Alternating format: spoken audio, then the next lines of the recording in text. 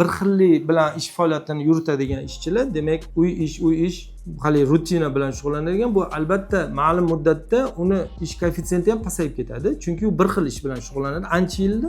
Shuning uchun ham monotonlik bor. Bir xil ish faoliyatini yuritadi. Uni ish faoliyatida ham pasayish kuzatilishi mumkin. Chunki unda bir xillik, uni o'zini miyasini ham charchatadi. Miyasi charchatadi. Shuning uchun ba'zi olimlarning fikriga binoan nima deyiladi? Bir joyda, mana ilgari eski tuzum davrida bir joyda 20 yil, 30 yil, 50 yil ishlasangiz bu olqishlanardi-da. Zavodda 30 yil ish ko'rsatdi, 40 yil, 50 yil. Bu inson uchun yaxshi emas, to'g'ri emas. U zavod uchun ham to'g'ri emas. Chunki u yerda 30 yil ishlarni uni baraka chiqadi, o'zini miyasi ketadi.